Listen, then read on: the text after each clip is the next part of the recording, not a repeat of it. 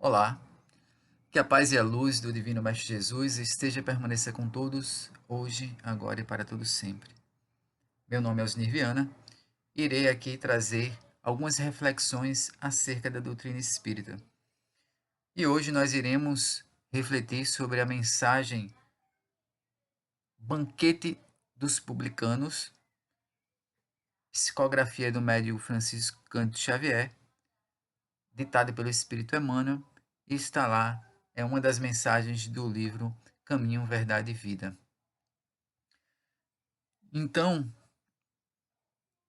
nesta mensagem, o banquete dos publicanos, Emmanuel geralmente traz um trechinho das Escrituras. E o trechinho desta feita é o seguinte: E os fariseus, vendo isto, disseram aos seus discípulos: Por que come o vosso mestre com os publicanos e pecadores? Isso está lá em Mateus 9:11. E aí o Espírito Emmanuel traz a sua mensagem acerca desse trecho do Evangelho. E o Espírito Emmanuel diz o seguinte: De maneira geral, a comunidade cristã, em seus diversos setores, ainda não percebeu toda a significação do banquete do Mestre entre publicanos e pecadores. Não só a última ceia, com os discípulos mais íntimos, se revestiu de singular importância nessa reunião de Jerusalém, ocorrida na Páscoa. Revela-nos Jesus o caráter sublime de suas relações com os amigos do apostolado. Trata-se de ágape íntimo e familiar, solenizando despedida afetuosa e divina, lição ao mesmo tempo. No entanto, é necessário recordar que o Mestre atendia a esse círculo em derradeiro lugar, porquanto já se havia banqueteado carinhosamente com os publicanos e pecadores. Partilhava a ceia com os discípulos num dia de alta vibração religiosa, mas comungara o júbilo daqueles que viviam à distância da fé, reunindo-os generoso e conferindo-lhes os mesmos bens nascidos do seu amor. O banquete dos publicanos, continua Emmanuel, tem especial significado na história do cristianismo. Demonstra que o Senhor Jesus abraça a todos os que desejam a excelência de sua alimentação espiritual nos trabalhos de sua vinha. E que não só nas ocasiões da fé permanece presente entre os que o amam. Em qualquer tempo e situação, está pronto a atender às almas que o buscam. O banquete dos pecadores foi oferecido antes da ceia aos discípulos. E não nos esqueçamos de que a mesa divina prossegue em sublime serviço. Resta aos comensais o aproveitamento da concessão.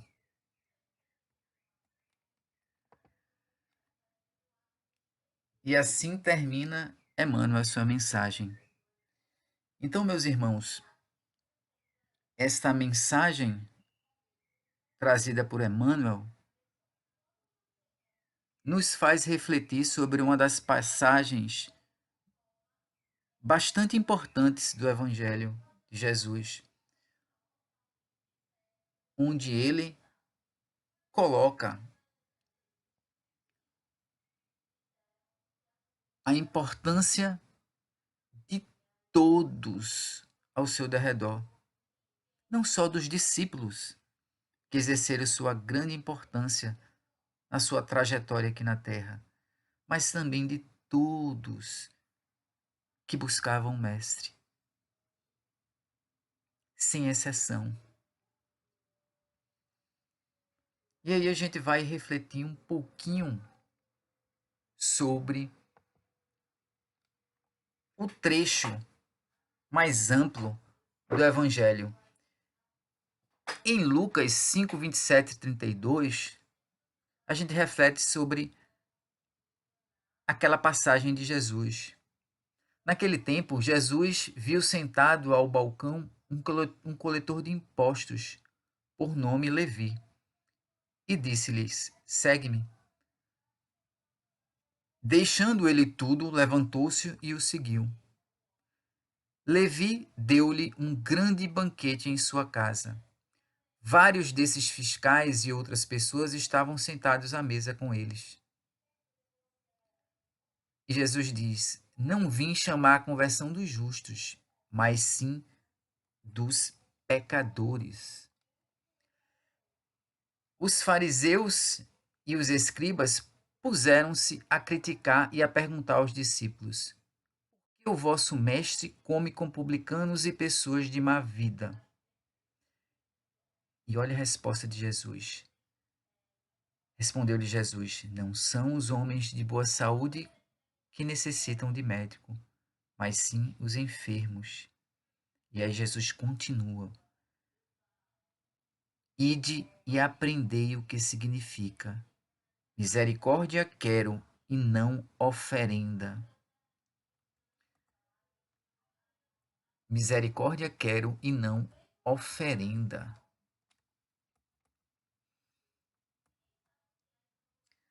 Em alguns trechos, traduz-se de alguns evangelhos, né, de algumas traduções, misericórdia quero e não sacrifícios, né? Porque naquela época as pessoas costumavam oferecer sacrifícios, oferendas, e aí Jesus diz: misericórdia quero e não oferenda.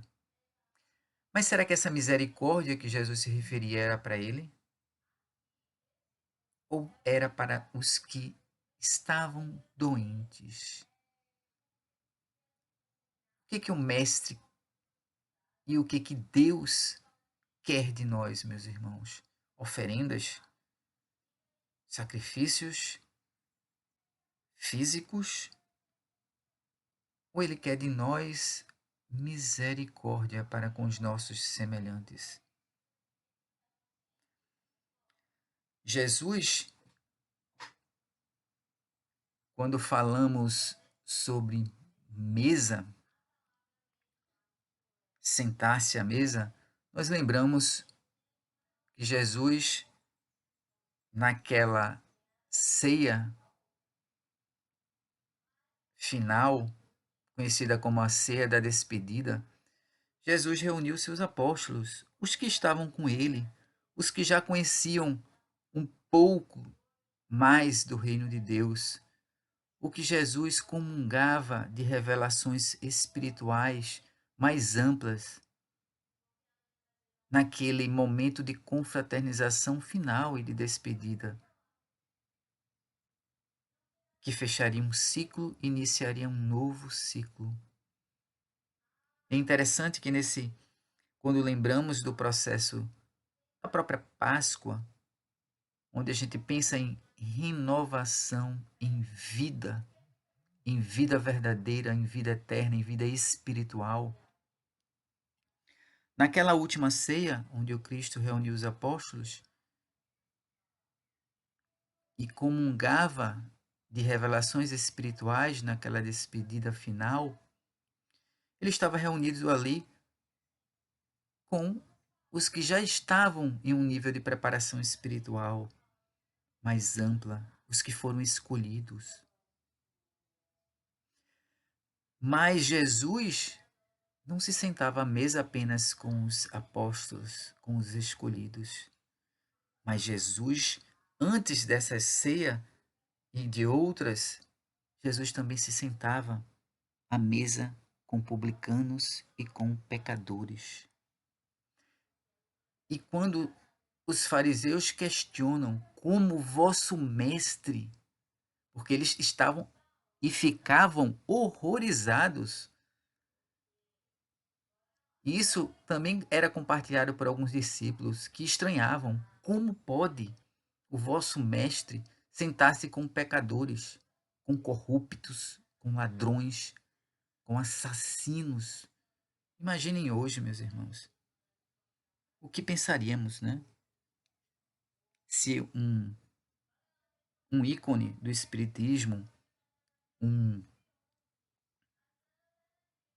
um ícone de uma religião, outra, conhecida, se reunisse com assassinos, com pessoas corruptas, comprovadamente corruptas, envolvidas em escândalos de corrupção, o que pensaríamos? Já pensaríamos que ele está envolvido também, não é mesmo?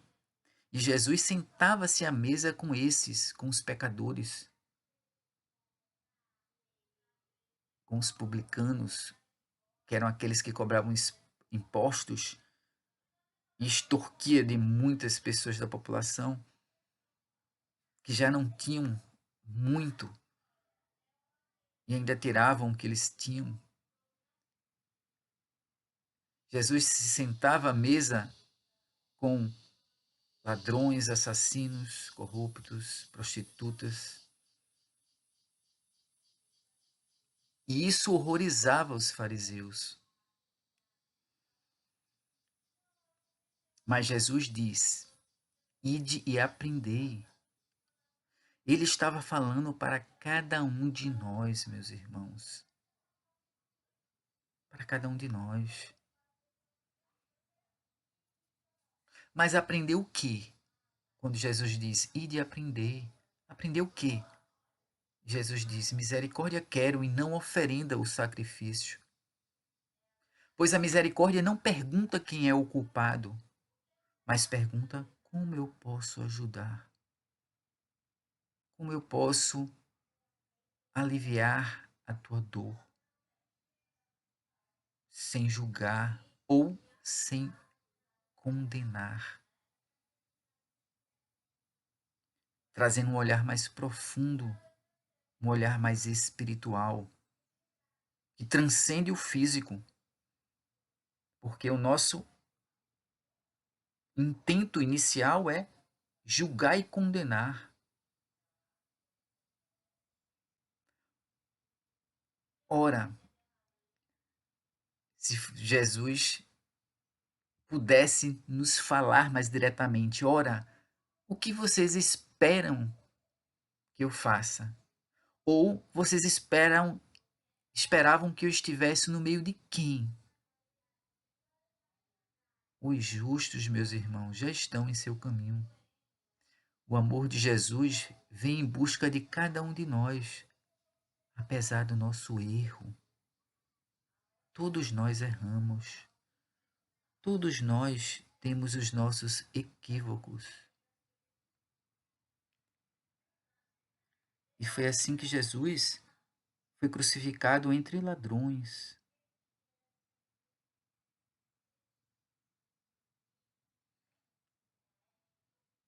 Foi assim que Jesus, em sua trajetória, resgatou muitos que estavam no pecado. Ide e não voltes a pecar. Porque Jesus trouxe uma mensagem de transformação. Ele não veio para os justos, para os sábios, para os doutores, para os sãos, mas para os doentes da alma. E todos nós somos doentes da alma, uns mais, outros menos, buscando a sua misericórdia, buscando a nossa cura espiritual, a nossa cura da alma.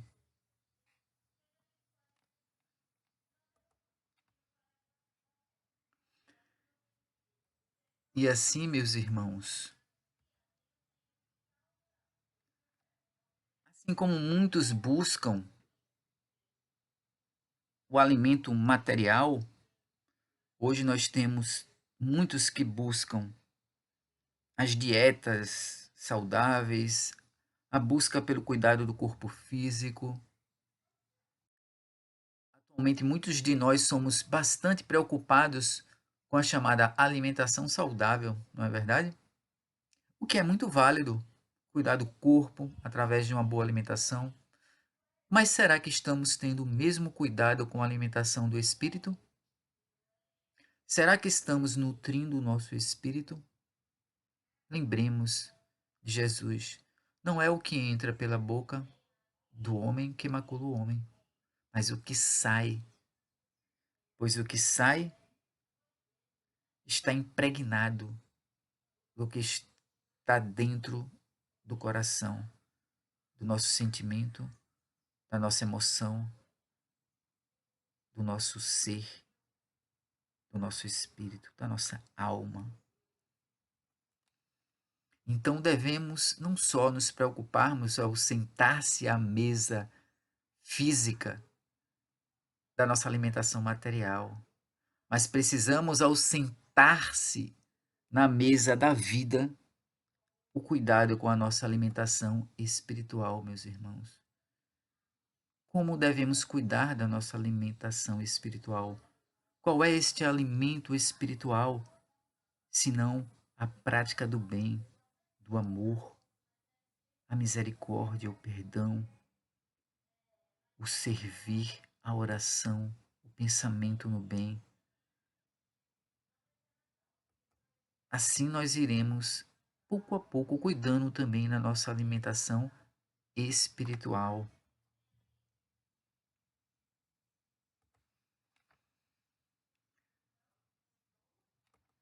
Então, meus irmãos, Jesus nos trouxe essa proposta de reflexão maior quando expande que não veio para os que são sãos, mas para os doentes da alma. Jesus quis demonstrar que nós devemos acolher e, através do exemplo, transformar. Pois era isso que Jesus fazia e continua fazendo, transformando. E quando é questionado no Livro dos Espíritos qual o maior guia e modelo da humanidade, e os Espíritos respondem: Jesus. Jesus é o nosso guia e modelo a ser seguido, pois ele não excluía, ele abraçava, ele acolhia. E assim como nós devemos fazer nos centros espíritas, meus irmãos. Como receber os que chegam ao centro espírita? Julgando? Condenando? Excluindo? Porque muitas vezes adentram o centro espírita aquelas pessoas que são muito questionadas. Olha quem está chegando, às vezes comentam. Aquela pessoa que é extremamente agressiva, aquela pessoa que está envolvida com coisas ilícitas, aquela pessoa que era um dependente químico, aquela pessoa que era alcoólatra, aquela pessoa que traiu a esposa, aquela pessoa que cometeu qualquer equívoco que seja. E nós muitas vezes condenamos, nem julgamos, condenamos. E muitas vezes alguns ainda têm a coragem de dizer: não, essa pessoa a gente tem que dar um jeito dela não ficar aqui, dela não frequentar a nossa casa. Senão vai ser um fruto podre que vai contaminar os demais. Olha só, gente. Será que era isso? Era essa a proposta do Cristo? Não, meus irmãos. Lembremos de Paulo. Devemos estar com todos e reter somente o bem. Devemos acolher a todos e dizer para esse que está chegando, caído muitas vezes: levanta e anda. Eu não te condeno. como Jesus fez. Vai, acredito em ti e não tornes a pecar. Mulher, onde estão os que te condenavam? E Jesus, eu também não te condeno. Vais e não tornes a pecar. Em Jesus não há medo, nem julgamentos. Jesus não pensava o que vão pensar de mim sentado à mesa com essas pessoas. Jesus não se preocupava com isso. Jesus se preocupava com todos. Com todos. Nenhuma ovelha do Pai se perderá. Nenhuma ovelha do Pai se perderá. E é assim que nós devemos receber e acolher nossos irmãos nas instituições espíritas. Esse é o nosso dever como cristãos.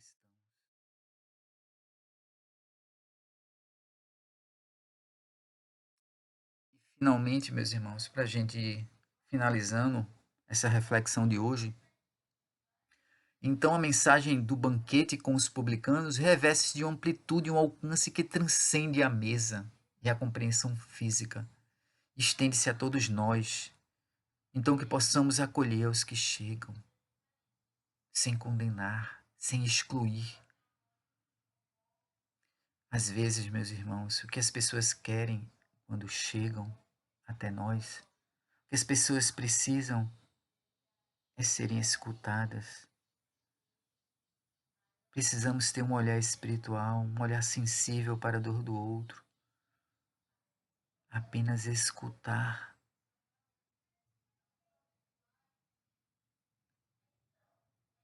Prestar esta caridade tão importante do escutar.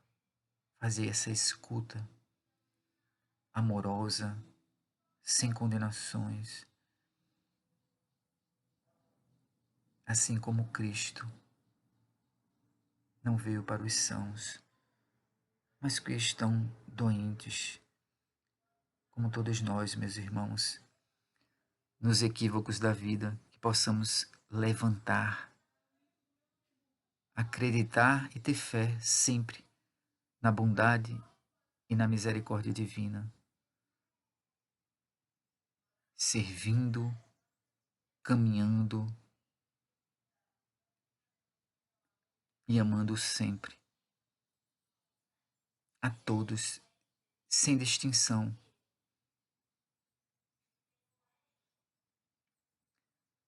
Buscando sempre o reino de Deus, esta construção íntima dentro dos nossos corações.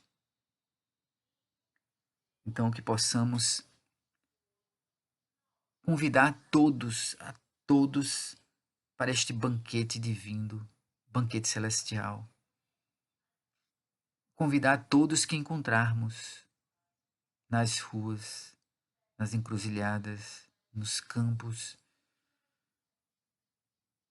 nos centros, convidando para este banquete de amor com Cristo, para que todos possam ter a oportunidade de alcançar a sublime mensagem do Mestre e desta forma terem a oportunidade da busca pela transformação espiritual de suas vidas. Que Deus nos ilumine e nos abençoe hoje, agora e para todo sempre. Que assim seja. Muita paz para todos.